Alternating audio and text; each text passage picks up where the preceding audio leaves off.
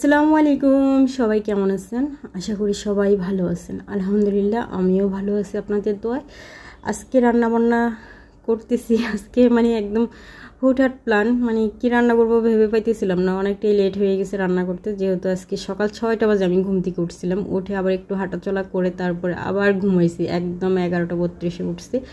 তারপরে একটা অনলাইনের ডেলিভারি অর্ডার ছিল, তো সেটা আবার কি করলাম, ওনার আরও এক্সট্রা কিছু চাহিদা ছিল, তো ওইটার জন্য আবার আম্মাখান গেলাম, দেখি যে দোকান বন্ধ, তো ওইটা আর পাই নাই। পরে এসে ওইটা কমপ্লিট করে তারপরে আস্তে ধীরে কাজকর্ম করে, যেহেতু আজকে শুক্রবার ওরা নামাজে যাবে, তো আবার ঘরটরও ক্লিন করার বিষয় আছে। তো আমি সবগুলো বিছানা টিছানা একদম গুছিয়ে গেছে। তারপরে একদম 1:45টার দিকে 12:30টার দিকে রান্না করতে আসছি, ভাত বসাইছি।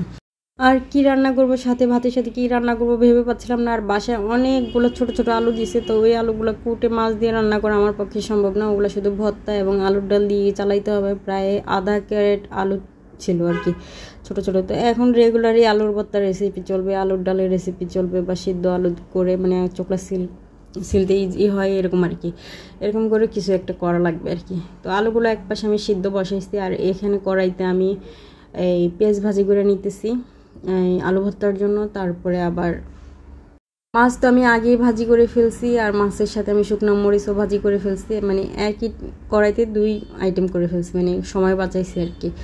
তো পেঁয়াজও ওইটা বেরেস্তা করা হয়ে গেছে আলু ভর্তার জন্য, মরিচও ভাজে রাখছি। আর এখন ওই তেলের মধ্যে আরেকটু তেল দিয়ে পেঁয়াজ একটু নরম করে তারপরে এখানে মাছের জন্য মশলা দিয়ে দিতেছি। আর মাছটা আমি শুধু পেঁয়াজ দিয়ে ঝোল করব, সাথে আলু ভর্তা, তারপরে আছে ডাল। আর আজকের ডালটা হয়েছে একটু অন্যরকম, ডালের ভিডিও আমি করে নিই। বাসায় হয়েছে যে কাঁচামরিচ নেই, কাঁচামরিচ যেগুলো ফরিঙ্গে হয়েছিল ওগুলো একদম ফালাই দিছি বাস্কেটের মধ্যে।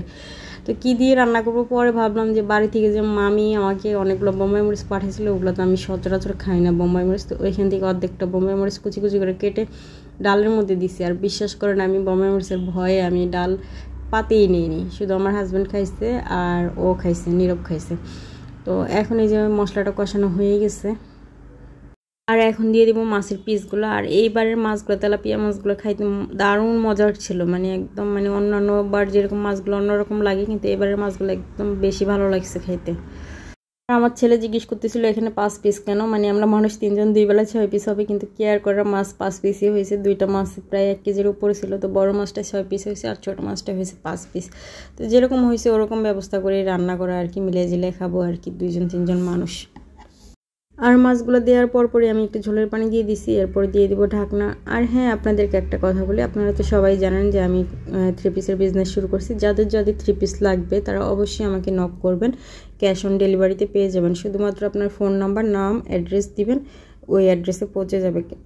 আমি এখনও 3 পিসগুলো ওইভাবে খুইলা দেখাইতেছি না, কারণ ওগুলো খুললে আবার ভাঁজ করতে বেশি কষ্ট হয়ে যায়, ওই কারণে। আর ভাঁজ নষ্ট হয়ে গেলে তখন আবার অন্যরকম লাগবে, সেজন্য আর খুলে নেই, যে নেয় আর এমনিতেই নেবে।